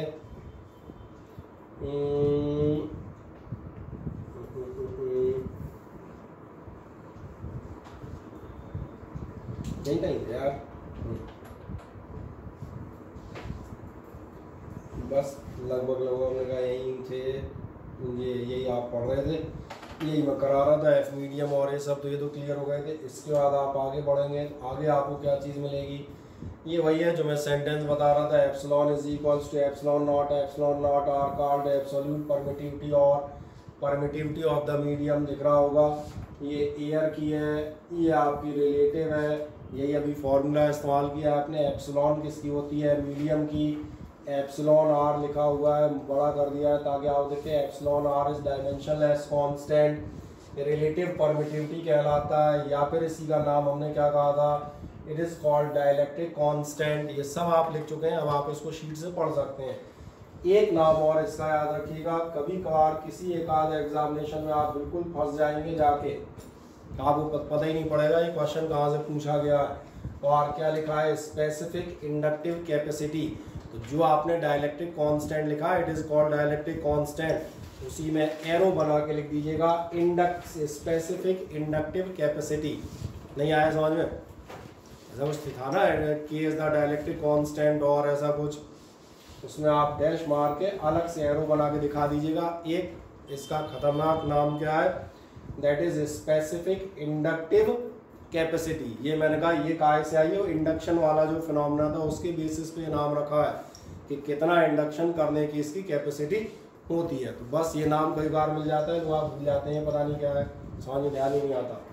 लास्ट आप जाएंगे ध्यान देखना, ये आपको बताएगा charges are placed in a medium with permittivity epsilon, then the force caused by charges in the medium reduces. तो आपका क्या हो जाएगा, फोर्स कम हो जाएगा, यही मैंने भी प्रूव किया था। फोर्स कितना हो जाएगा देख लें ध्यान से, अगर आपने दो बेचारे चार्जेस हुआ करते थे ओरिजिनल, एक आपका Q1 और Q2, बीच में आपने क्या भर दिया है, ये आपने भर दिया है डाइलेक्ट्रिक कांस्टेंट K का मीडियम, यही मैं मैथमेटिकली आपको डिफाइन कर रहा था। Now we are on the sheet, क्या हो जाएगा 1/4 पाई एप्सिलॉन, और इसकी जगह हमें क्या लेना पड़ेगा ध्यान देखना, एप्सिलॉन नॉट एप्सिलॉन आर लोगे, और अगर ऐसा लेते हो तो ये कितना हो गया एफ एयर अपॉन के, या तो के कह सकते हो या उसी को वो कह सकते हो। तो ये आपका फोर्स कितना हो जाएगा के टाइम्स कम, तो ये समझ में आ जाएगा।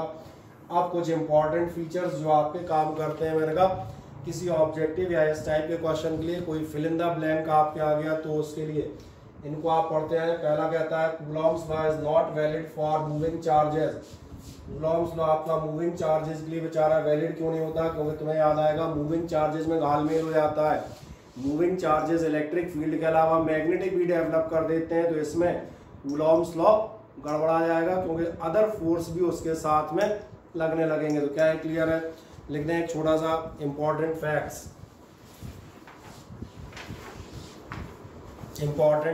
For Coulomb's law.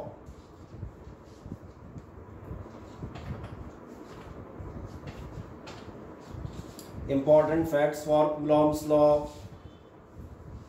छोटे छोटे फैक्ट हैं, बहुत आसानी समझ में आएंगे, एक्सप्लेन में करता आऊंगा। नंबर फर्स्ट आप बता दीजिएगा, नंबर 1 आप बताएंगे not valid for moving charges,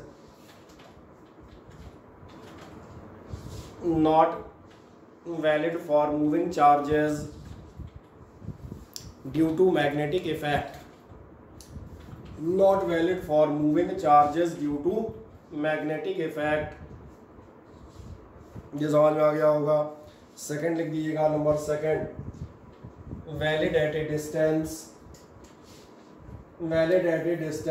are greater than 10 raise to power -15 metre, valid at distance R greater than 10-15 metre.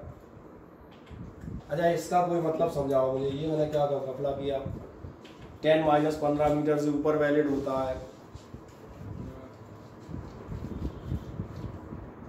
10-15 से अंदर क्या हो जाता है,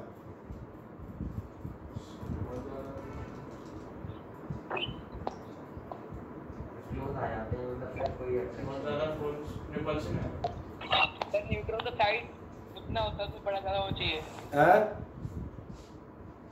सर, न्यूट्रॉन का साइड क्या होता है।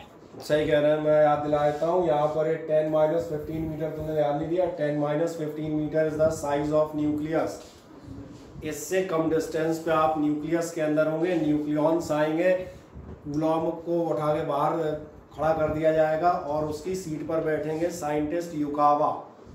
अब भी नहीं याद आया, इतनी एंड पर याद था, युकावा ने कहा था जो आप इनसाइड द न्यूक्लियस होते हैं then there is a force which is called nuclear force which is due to the exchange of pi mesons. वो उनकी वजह से कहीं ना कहीं डेवलप होता है अगर आपने न्यूक्लियस में 10-15 से नीचे इलेक्ट्रोस्टैटिक रिपल्शन रख दिया तो आपके प्रोटॉन उछल उछल के मेढक की तरह बाहर भाग जाएंगे। तो इसलिए मैंने कहा इससे कम डिस्टेंस पर इसकी वैलिडिटी बहुत कम हो जाती है। तो ये समझ में आता है। और जाएंगे अगला। अब ये बताता है charge Q1 is exert some force on a second charge Q2। अगर एक चार्ज दूसरे पे फोर्स लगा रहा है और आप तीसरा ले आए तो इन दोनों के फोर्स पे कोई असर नहीं पड़ता। ये ध्यान रखना, इनके फोर्स पे असर पड़ेगा, उन दोनों में आपस लगेगा, लेकिन हमारे और आपके बीच जो फोर्स लग रहा है इस पे तीसरे की प्रेजेंस का असर नहीं पड़ता, याद रखिएगा। तो ये छोटा सा आप पढ़ सकते हैं कि आपके किन्हीं भी दो के बीच का जो है फोर्स वो नहीं होता। चौथी चीज ये आप 11th से पढ़ते आ रहे हैं। कौन सी चीज? ये आपने पढ़ा था फर्स्ट चैप्टर में 11th के, कि आपका ग्रेविटेशनल फोर्स वीकेस्ट फोर्स होता है, ये कूलॉम्स इलेक्ट्रिकल फोर्स या इलेक्ट्रोमैग्नेटिक फोर्स स्ट्रॉन्गेस्ट फोर्स माने जाते हैं नेचर में, और इनसे भी स्ट्रॉन्ग फिर वो न्यूक्लियस के अंदर न्यूक्लियर होते हैं। तो जो नॉर्मल नेचर है उसके हिसाब से स्ट्रॉन्गेस्ट होते हैं। सही है।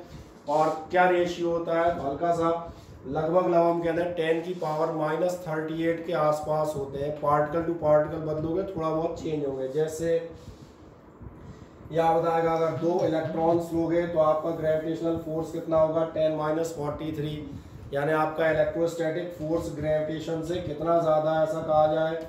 आपका जो इलेक्ट्रिकल फोर्स है ये ग्रेविटेशन के कंपैरिजन में कितने टाइम्स ग्रेटर है? 10⁻43।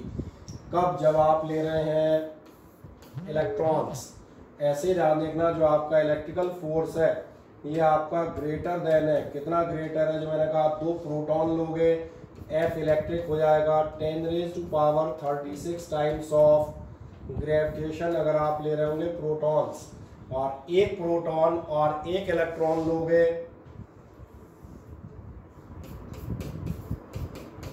तो ये होता है लगभग 10⁻39 टाइम्स। अगर आपका एक P है और एक E है, तो और सुविधा के लिए मैं कर देता हूँ ये PP है और ये आपके PE है। क्या है? समझ में आ जाता है। तो एक काम कर दें, नीचे से आप लिख दिएगा वेरी स्ट्रॉन्ग फोर्स। अगला नेक्स्ट पॉइंट नंबर 3 आप लिखेंगे वेरी स्ट्रॉन्ग फोर्स। लिख दिया। और वेरी स्ट्रॉन्ग फोर्स में 3 डाटा लिख दो। सबसे पहले आप लिख देंगे F इलेक्ट्रिक बराबर 10⁻43 इंटू FG। F इलेक्ट्रिक आपका कितना आया है? 10⁻43 FG। किसके लिए आया है? बगल में आप लिख देंगे EE, और EE तो समझ जाओगे ना, इलेक्ट्रॉन की बात कर रहे हैं।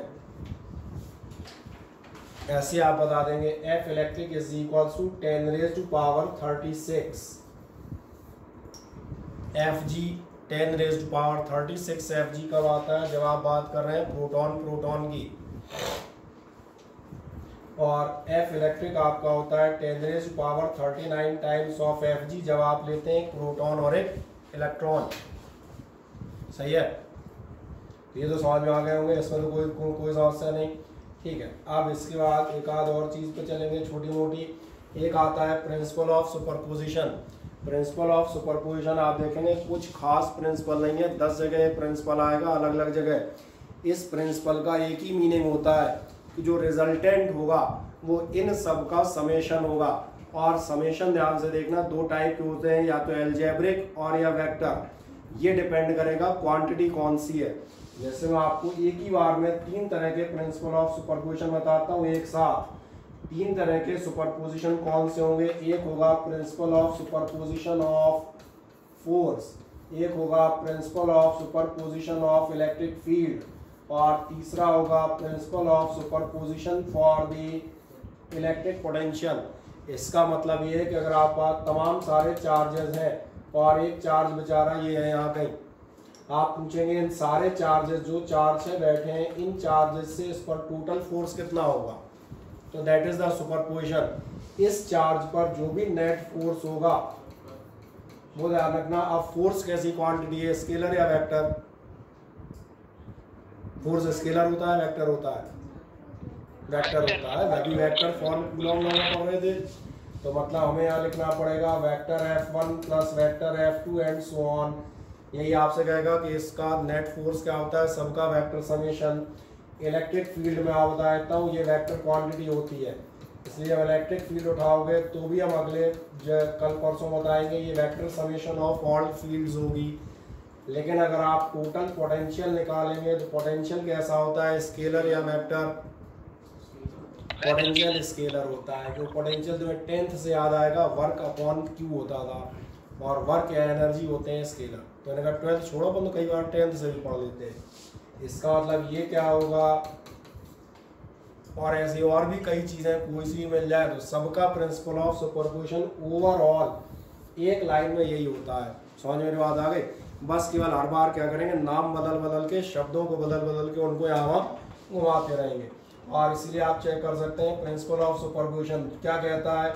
बस शीट पढ़ोगे तो बड़े मज़ेदार अंदाज में लिखेगी, जैसा कि तुम हमेशा बताते हो, अकॉर्डिंग टू द, है ना, तो शुरुआत यहीं से करनी चाहिए हमेशा, according to the principle of superposition. फिर क्या कहेगा, जो हम बात कर रहे थे, total force acting on a given charge क्या होगा, due to a number of charges, जो तमाम सारे चार्जेस हैं, is the vector sum of, सारे जो आपके फोर्सेस हैं उनका कैसा समेशन होगा, इंडिविजुअल समेशन, वेक्टर समेशन होगा। ये क्लियर है? एक लाइन में लिख दो principle of superposition.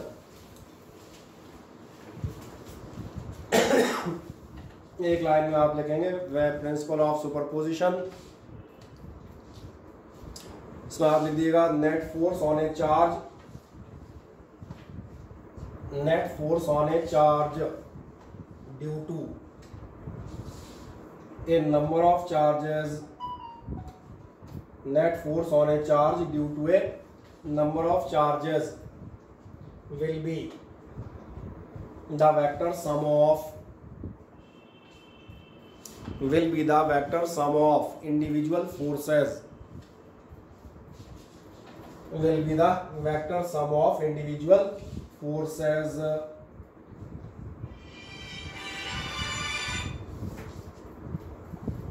Individual forces. क्या ये कहानी समझ में आती है? मतलब क्या निकला, मतलब याद देखें, ये आपको छोटा सा फिगर नजर आएगा। एक ये चार्ज है आपका Q, और इस चार्ज Q के चारों तरफ आपके दो चार चार्ज और मौजूद है। और कौन से चार्ज मौजूद हैं? मैंने कहा Q1, Q2, Q3, Q4 और जो भी हो। तो इस पे आपका टोटल फोर्स क्या होगा, पहले का, दूसरे का, तीसरे का, चौथे का और 27वें का टोटल। बस खत्म, यही तो कह रहा था। एफ नेट क्या होगा, vector F1 plus vector F2 and so on Fn। तो नहीं आया समझ में? मैंने एक ही बार में अगले 3 प्रिंसिपल ऑफ सुपरपोजिशन पढ़ा दिए। टोटल फोर्स, टोटल फील्ड या टोटल पोटेंशियल क्या होंगे, समेशन होंगे। बस समेशन में ये ध्यान रखना, एल्जेब्रिक अगर स्केलर हो और वेक्टर अगर वेक्टर क्वांटिटी हो, so that will depend upon the nature of the quantity. क्यों कैसी है, लिख दो एक लास्ट लाइन, नीचे आप लिख देंगे vector F net is equals to, vector F net is equals to आपको मिलेगा vector F1 plus vector F2 plus vector F3 dot dot dot dot dot कुछ और डॉट, और उसके बाद फिर वेक्टर Fn। सही है ना? बना दिए? इतने डॉट बनाए, कितने बनाए? 2 ही बना दिए, बहुत है। ठीक है, एक लास्ट डेफिनेशन आप बताता हूँ, ये आपसे कई बार पूछ ली जाती है और आपसे पूछा जाता है व्हाट इज 1 कूलॉम चार्ज और यूनिट चार्ज। 1 कूलॉम चार्ज या यूनिट चार्ज की अगर आपको डेफिनेशन निकालनी है तो कुछ नहीं करेंगे, बहुत नॉर्मल सा काम करेंगे। आपको मालूम है 2 चार्जेस के बीच का फोर्स कितना होता है, ये आपको याद है, ये होता है 1/4πε0 Q1 Q2/r²। ये आपको इसलिए मालूम है क्योंकि मैंने आज बताया है, ठीक है? इसमें आपकी कोई मानता नहीं है, मैंने बताया इसलिए आपको मालूम है, ठीक है ना? तो जब आप करते हैं बराबर 1/4πε0 Q1 Q2/r², एक काम करें, मैं 2 चार्ज लेता हूं जो दोनों बिल्कुल बराबर के होंगे। 2 छोटे छोटे चार्ज पकड़ लिए बराबर के। अब जब मैंने ही पकड़े हैं तो मैं एक काम करूंगा, मैंने 1 मीटर डिस्टेंस पर रखूंगा। कितने डिस्टेंस पर रखूंगा? मैंने कहा यहाँ पर मैं रखता हूँ r बराबर 1 मीटर पर। अब चूंकि चार्ज मैं लाया था तो मैं छांट के ऐसे चार्ज लाऊंगा, कैसे चार्ज लाऊंगा कि उनके बीच का फोर्स हो जाए 9 × 10⁻⁹ न्यूटन। मान चलो मुझे ऐसे चार्ज ढूंढने से मिल गए जिन्हें मैंने 1 मीटर पे रखा और वो इतना फोर्स लगा रहे हैं, आप कहेंगे तो इससे क्या होगा? इससे जो होगा बस वही तो सब कुछ होगा। इससे ये होगा कि ध्यान देखें, अगर मैं इसमें वैल्यू रख दूंगा किसमें, इसमें, तो आप क्या कहेंगे, F की जगह आएगा 9 × 10⁻9 is equals to 1/4 pi epsilon, यानी कि 9 × 10⁻9। Q1 Q2 दोनों बराबर के चार्ज थे, तो ये हो जाएंगे Q²। कहाँ रखा था? तो मैंने कहा ही था मैंने इतने डिस्टेंस पे रखा है, यही होता है 1 मीटर, लगभग इतना ही होता है, सबको अंदाज है ना। रख दो तो तुम्हें क्या नजर आ रहा होगा, क्या होगा आपके 9 10 9 खत्म, यानी आप कह सकते हैं Q² इज इक्वल्स टू 1, या आप कह सकते हैं Q बराबर कितना हो जाएगा, ±1। और इसी बात को बस हम हिंदी में अनुवाद करेंगे। क्या हिंदी में अनुवाद करेंगे? एक कूलॉम्ब चार्ज वह चार्ज है, कौन सा चार्ज है जो फ्री स्पेस, दिख रही है फ्री स्पेस, मैंने कहा था फ्री स्पेस में एप्सिलॉन नॉट होता है, मीडियम में एप्सिलॉन होता है। जो फ्री स्पेस में अगर 1 मीटर दूरी पर बराबर चार्ज रखे जाए तो उनके ऊपर कितना फोर्स अप्लाई करें, और इसीलिए अब हम इसको ट्रांसलेट कर देते हैं in your language, that means English. आप क्या कहते हैं? 1 कूलॉम्ब चार्ज और unit charge is that charge which applies या repels by a force of 9 × 10⁻9 Newton a similar charge placed at a distance of 1 meter in free space। अब आप बिल्कुल सही कह रहे हैं। क्या ये डेफिनेशन क्लियर हो जाती है? हाँ है ना। इसी को आप एक बार यहाँ चेक कर लें, ये डेफिनेशन है आपकी शीट में भी है, ऐसा नहीं कि हम ही पढ़ा रहे हैं, शीट में मौजूद है। यही है Q1 बराबर Q2, R बराबर 1 मीटर, F बराबर कितना लिया, 9 10 9 न्यूटन। सॉल्व हमने सामने कर दिया। Q बराबर कितना आएगा, 1 कूलॉम्ब, यही बताएगा 1 coulomb charge is that charge which repels a similar charge, दोनों बराबर लिए थे, by a force of 9 10 9 newton. कब? When placed at a distance of 1 metre in free space. मुझे नहीं लगता कि अब 2 बार में आपको समझ में नहीं आया होगा, फिर भी हम तीसरी बार चलेंगे। नीचे बढ़ जाए, नीचे एक छोटा सा काम करें, नीचे इतनी कहानी लिखे मैं बोलता हूँ। नीचे आप लिखिएगा, एक तो हेडिंग डाल दो 1 कूलॉम्ब, हेडिंग डाल देना 1 कूलॉम्ब और यूनिट चार्ज, हेडिंग आप डाल देंगे 1 कूलॉम्ब और यूनिट चार्ज। इसमें डैश मार के आप लिखिएगा F is equals to 1/4 pi epsilon not Q1 Q2 by R²।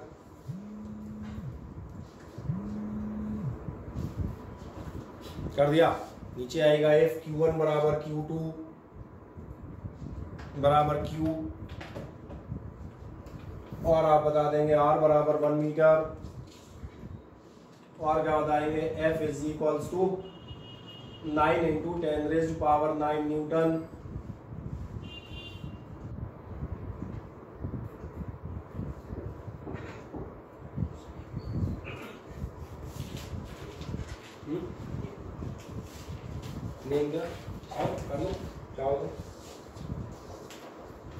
चलो कर दिया, बस कैलकुलेशन दिखा दो, हैंस लिख देना। हमने एरो लगाया है, तुम एरो लगाना चाहो एरो लगा देना, नहीं तो तुम्हारे पास तो सबसे बढ़िया तरीका होता है हैंस। हैंस लगा के वैल्यू रख दो, 9 10 9 बराबर इतना इतना, Q बराबर ±1 कूलॉम्ब आपका निकल आएगा।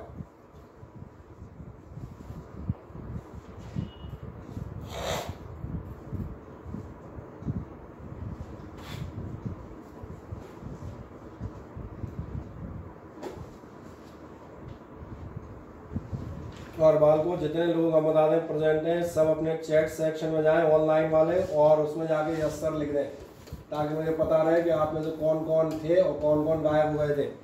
सारे ऑनलाइन वाले अपने चैट सेक्शन में जाके यस सर लिख दें, सही ना। सबसे बढ़िया तरीका अटेंडेंस पता करने का। और सब सिर्फ अपने नाम की यस सर लिखना, दूसरे नाम की मत लिखना, क्योंकि दूसरे नाम की तुम लिख ही नहीं पाओगे, ये भूल ही गए।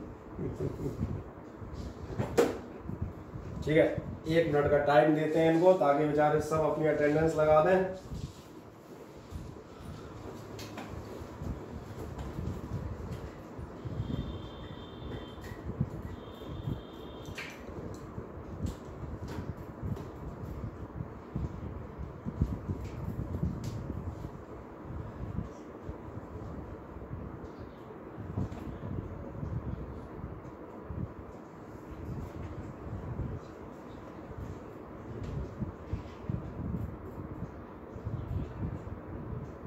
बस इससे ये है। अब आइंदा तुम इसको चेक कर सकते हो, नाम याद है, ठीक है। मतलब 4 ही 5 यस सर बोल रहे हैं, बाकी क्या सोच रहे हैं कि मतलब यस सर नहीं बोलेंगे अटेंडेंस तो फीस नहीं लगेगी है क्यों? हाँ एक आदेश चेक करें, बोलिए सर ही नहीं लिखूंगा, सर को पता ही नहीं चलेगा मैं था। तो भूल गए, मेरे पास कंप्यूटर सामने खुला है, मैं सबके नाम दिख रहे हैं मुझे, मैंने कह दिया फटाफट जो ने नहीं लिखा हो यस सर लिख के भेजो, कौन रह गया व्याज पता लगाता हूँ एक आध मिनट में। चलो सूरज प्रेजेंट है, और कौन है? अनमोल सिंह कुशवाहा और जो अमीशा बढ़िया, और कौन था? नेहा ने गुड इवनिंग पहले कर ली है, श्वेता ने, तनुष्का सिंह, नैन कुसुम ओके, विदेश कुमार, और कौन कौन है? श्वेता और दिव्या बढ़िया, अमीशा ओके, ठीक बढ़िया। 12-13 लोग हैं ना, आ जाए। यहाँ तक आपने कर दिया, एक लास्ट काम और कर दें, चूंकि हम यहाँ तक हम पहुँच गए हैं, चैप्टर एंड में ही है, तो इसका एक काम कर दें, एक लैंग्वेज और लिख देते हैं। लैंग्वेज यही है आपकी, डेफिनेशन में लिख दो, इसमें आप लिखिएगा 1 coulomb charge is that charge, कोई दिक्कत नहीं, 1 मिनट लगेगा, अपनी डेफिनेशन कंप्लीट हो जाएगी। लिख दें 1 coulomb is that charge which 1 coulomb is that charge which repels 1 coulomb is that charge which repels a similar charge which repels a similar charge, यहीं से बोल रहा हूँ और कुछ नहीं, by a force of 9 10 9 Newton, similar charge by a force of 9 10 9 Newton, comma placed at a distance of 1 meter, placed at a distance of 1 meter in free space। कहां पर आपने लिया हुआ है इसको? फ्री स्पेस में लिया हुआ है। Charge by force of 9 10 9 newton when placed at a distance 1 metre in free space. वो सामने लिखी है, इसी डेफिनेशन मैंने एक बार बोल दिया, कारण फिजिक्स से बड़ा हाथ से लिखने की हैबिट रहेगी तो बेहतर रहेगा। फिजिक्स और बायो में अंतर है, फिजिक्स अपन पढ़ के नहीं कर पाते, कहीं ना कहीं अपने को अटकाव आ जाता है। आए और आगे बढ़ते हैं, छोटे छोटे न्यूमेरिकल, ये तो तुमने कल ही कर लिए थे यार, 5 4 5 इलेक्ट्रॉन वाले, तो तुम क्या करेंगे? ये भी कर लिया था यार, और ये तो मैंने अभी हाल ही किया है, बढ़िया। आए तो इसके बाद एक चलते हैं, इस क्वेश्चन को करने का प्रयास करते हैं। पढ़ने में आ रहा है जरा बच्चों बताओ? आ रहा है? मुझे तो आ रहा है यार, बढ़िया एकदम, है ना। ये आपसे कह रहा है to the charges on two identical metallic balls are plus 40 micro coulomb and minus 10 micro coulomb. ये समझ में आ रहा होगा। ये आपको क्या दिए हुए हैं? ये आपको एक्चुअली देखा जाए तो ये आपको Q1 दिया हुआ है, ये आपको Q2 दिया है। फिर मैं याद दिलाऊं, आपकी शीट का क्वेश्चन है, एक आध दिन में आपको शीट मिल जाएंगी, जिन्हें नहीं मिली वो अपने आराम से PDF वर्जन में भी जा सकते हैं। और क्या कह रहा है? And kept separated at 2 metre. Kept separated at 2 metre मतलब क्या गिवन है? आर। और छोटू सी बात पूछ रहा है, how much end of what nature force will be act. How much यानी कितना लगेगा और किस नेचर का लगेगा। अच्छा पहले अपन कितना निकालेंगे, नेचर निकालें? नहीं, पहले नेचर निकाल लो, नेचर जल्दी निकलेगा, समझे नहीं? अगर मान चलो पेपर में कॉपी छीनने वाला भी चला आ रहा हो तो कितना के बजाय नेचर पहले निकाल देना। नेचर कौन सा निकलेगा? देखिए ध्यान से, क्या कह रहा है? Charges on these balls are plus, दिख रहा है प्लस और माइनस, प्लस और माइनस के बीच फोर्स कैसा होगा? अट्रैक्टिव। नेचर ये हमने लिख दिया अट्रैक्टिव। अब आ जाए लास्ट, कितना फोर्स लगेगा? तो कुछ नहीं करना है, तो यहाँ से लिख देता हूँ, फोर्स आपका लगेगा 10 to the power 11। सही कह रहे हैं, गुड वन। ये हो गया आपका Q1 Q2 by are square. सही है, करते जाए 40 से, रुकिएगा मत, मेरे साथ ही करते जाइएगा, सही ना। इसमें ऐसा कुछ है ही नहीं कि आपको रुकना पड़े, मुझसे पहले भी आप कर सकते हैं जैसे उन्होंने किया, उसमें कोई दिक्कत नहीं। चलो बस ध्यान क्या रखोगे, जो मैंने कहा था ध्यान ये रखोगे, ये आपके माइक्रो कूलॉम्ब दिए हैं और माइक्रो कूलॉम्ब की कहानी याद है, -6 और साथ में दिया है 10 माइक्रो कूलॉम्ब यानी कि 10 × -6 अपॉन, और अपॉन में डिस्टेंस कहाँ चला गया? पूरा आर हमने लिखी दिया है गोला बना के, आर था 2 मीटर, डायरेक्ट स्क्वायर 4 लिख देता हूँ, है ना। आप क्या करोगे? आप क्या करेंगे? सॉल्व में करने लायक कुछ है ही नहीं, दो 4 10 या 40 कर लो, सही है ना, कर लो। कितना हो गया 10 की पावर 9, 9 और 1 10, 10 में से 6 गए 4, 4 और 1 5, 5 में से 6 गए -1, तो इसका मतलब 10 की पावर बची -1। और चेक कर लेना मैं सही कर रहा हूँ कि नहीं, मैं तो आधी चीजें वैसे गलत कर देता हूँ। और इंटू में रहेगा 9, ठीक है, ये ध्यान रखना, कैलकुलेशन तुम्हारी जिम्मेदारी रहेगी। तो यानी आप चाहें तो ऐसे लिख सकते हैं और चाहें तो आप इसको लिख सकते हैं सही निकाला मैंने, गड़बड़ तो नहीं है।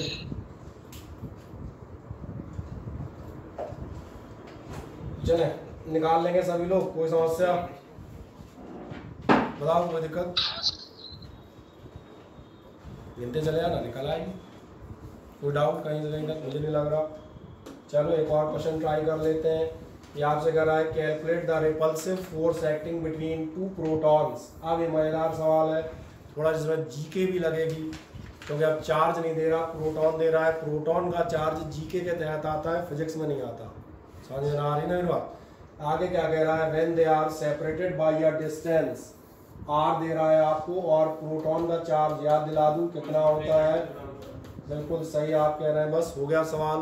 क्योंकि फिर आप कहाँ से चलेंगे, आप चलेंगे F = R, मेरे साथ ही करते जाना, रुकना मत, है ना। अब फॉर्मूला भी नहीं लिख रहा है Q1 Q2 R², वो तो याद हो गया ना। Q1 और Q2 डायरेक्ट रखता हूँ। Q1 है आपका 1.6 × 10⁻19, दूसरा Q2 भी आपका हुआ 1.6 10⁻19 अपॉन, और अपॉन में R कहाँ गए, R ये थे, स्क्वायर डायरेक्ट कर सकते हो अगर थोड़ा दिमाग लगाओगे तो। 4 का स्क्वायर हो जाएगा 16, और 10 - 15 का स्क्वायर हो जाएगा -30। किसी को कोई डाउट तो नहीं भैया, कोई दिक्कत आए, मुझे नहीं लग रहा कैलकुलेशन में दिक्कत आनी चाहिए। चलो टोटल कर लेना, फिर मुझे बताना। इसका अगर अपन कैलकुलेशन करेंगे तो वो भी हम कर देते हैं छोटी मोटी। देखिए ध्यान से, 1.6 से ये 10 जा कैंसिल हो जाएंगे, है ना। 16 9 जा कितने होते हैं, 144। ओके, तो यानी ये हो गया आपका 1.4 नहीं 14.4 होगा, सॉरी, इसको काम हो जाए, इसको अपन डालेंगे 14.4 हुआ।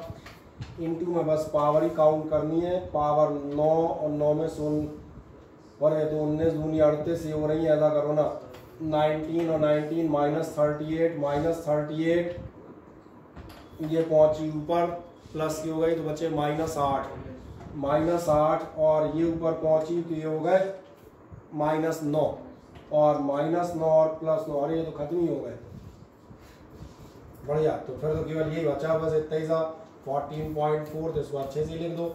ऐसा छोटा छोटा क्यों लिख रहा है, बड़ा लिख दो उठा के, हटो। पावर कैलकुलेट कर लेते हैं आप इस तेजी से, कोई दिक्कत आती है क्या, आगे ना दिक्कत आती है, ठीक है निकाल लेंगे जनरली। सबने निकाल लिया, कोई बेचारा अटका बैठा है, बदल दूं, बोलो चेंज कर दूं? Yes sir. आ जाए एक और छोटा पिद्दी सा क्वेश्चन देखें। ये आपसे कह रहा है the electrostatic force of repulsion between 2 positively charge ions carrying equal charge. दो आपके पॉजिटिवली चार्ज आयन है और उनके चार्ज इक्वल है। इक्वल का मतलब समझ में आ रहा होगा, Q1 Q2 बराबर दोनों हम मानेंगे Q। जैसे अभी हमने वो 1 कूलॉम की डेफिनेशन माना था, इक्वल है, दोनों Q मान लो। और दोनों Q मानने बाद कह रहा है इज दिस मच, ये आपका फोर्स दिया हुआ है। When they are separated by a distance of, ये आपका R दे रहा है। बढ़िया, वही फॉर्मूला फिर से लगेगा। क्यों लगेगा, चार्ज दिए हैं, फोर्स दिया है, डिस्टेंस दिया है, चार्ज जानना चाह रहा है। बस एक क्वेश्चन डबल स्टेप में होगा, वो आगे जाके तो समझ में आएगा क्यों ऐसा मैं कह रहा हूँ। पहले तो आप देखें, चार्ज, फोर्स और डिस्टेंस की बात कर रहा है, तो हम फिर से वहीं से स्टार्ट करेंगे। कहाँ से स्टार्ट करेंगे, जो आप कहते हैं बराबर शॉर्ट लिख देता हूँ K Q1 Q2 R² कितना आएगा, K होगा आपका 9 इंटू 10⁹ Q1 और Q2 दोनों सेम थे, ये आपके हो गए Q square upon R square ये था आपका कहा गया, they are separated by distance 5 angstrom. चलो एक बार कर देते हैं, 5 एंगस्ट्रॉम का मतलब होगा 5 10 - 10 का स्क्वायर और बराबर फोर्स। इसका फोर्स कितना दिया था, फोर्स आपको दिया था 3.7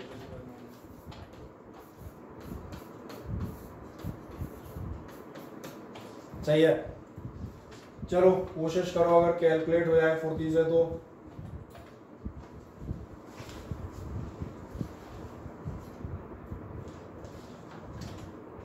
क्या इतना लिखो आराम से।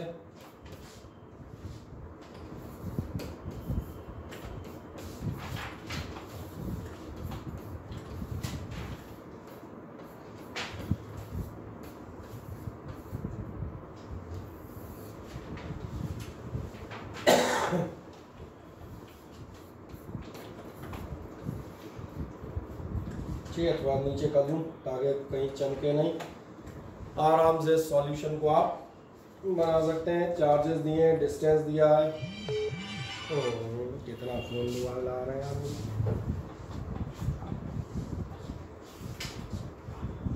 राय कह दो सर्विस क्लास है 10 मिनट बाद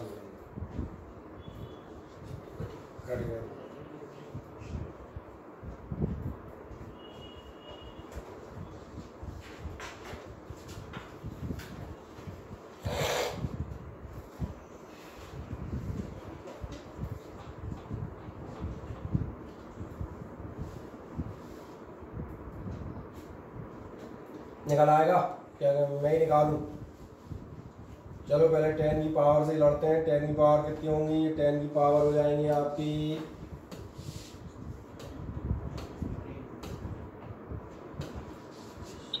शायद 10 पॉइंट समथिंग आएगा। चलो है शायद 10 पॉइंट समथिंग आएगा, शायद 10 पॉइंट समथिंग। अभी देखते हैं। 10 रेज़ टू पावर -9 और -9 हुई -18, ये वही -38, यानी आपको मिलेगा यहाँ पर आपको कुछ तो मिलेगा 10 की पावर -38। और इसके बाद आप जाएंगे 25 9 और 3.6। तो अब क्या करूँ, सर 10.2 आ रहा है। 10.2 कुल मिला के। ठीक है, इनका तो कर ही लेंगे √1 5 और इसका, ठीक है ना। 3.7 का बस करना रह जाएगा। ध्यान देखना, अगर आप इतना लिख दें Q स्क्वायर बराबर, ठीक है, एक मिनट ध्यान देखना। एक चीज़ बता देता हूँ कुछ लोगों को। और इंटू में था आपका 25 और ये तो थे ही, और 7 में अपॉन 9।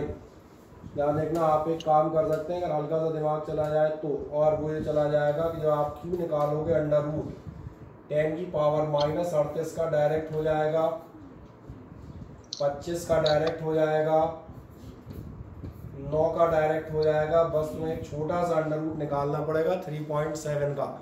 और 3.7 का अंडर रूट भी आपका कितना निकलेगा, अगर आप देखेंगे तो 2 से कम निकलना चाहिए। 1.8 या भैया 1.9 के करीब आएगा। तो चलो लगभग 1.9 मान लेता हूँ, है ना। अब आप Q की वैल्यू निकाल सकते हैं। ठीक, कोई दिक्कत तो नहीं, इतना समझ आया था। अभी एक लास्ट चीज को और बात करते हैं। आपको ध्यान होगा मैंने कहा था क्वेश्चन 2 स्टेप में आएगा, 2 स्टेप में से आएगा। तो इतना तो समझ में आएगा Q की वैल्यू कैलकुलेशन है, ये कैलकुलेट थी तो कर लोगे, इसमें कोई ऐसी मान बात नहीं। मैंने लगभग कोई बता दिया 1.9 के करीब उसका आएगा।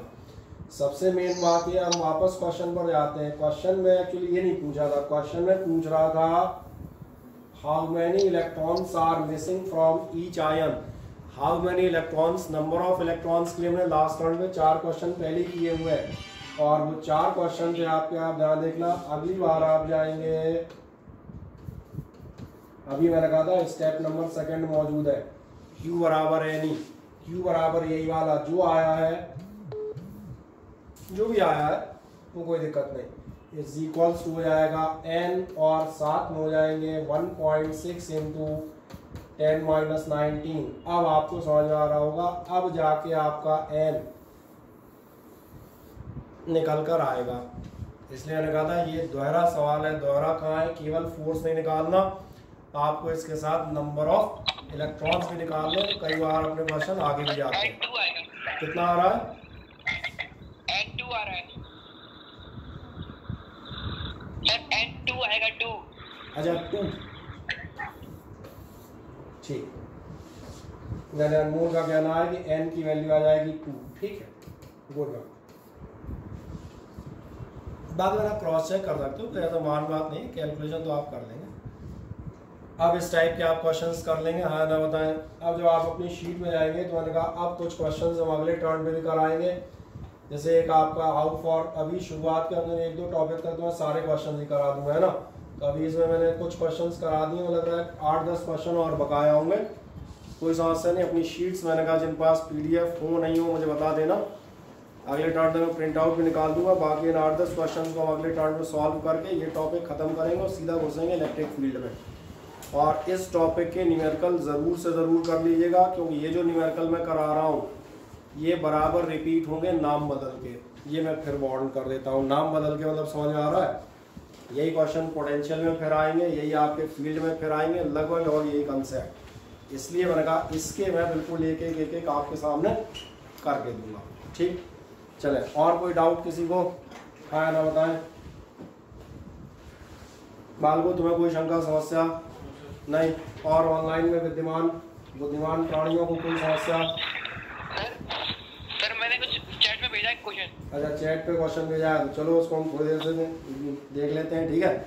और उसका आंसर हम रात में देंगे, अभी मेरे पास 11 का बैच और है ना, तो 8 बजे के बाद उसका आंसर दे दूंगा, ठीक है। चलो, और किसी को कोई डाउट कहीं से कहीं तक नहीं? चले हम यहाँ विराम ले लेते हैं।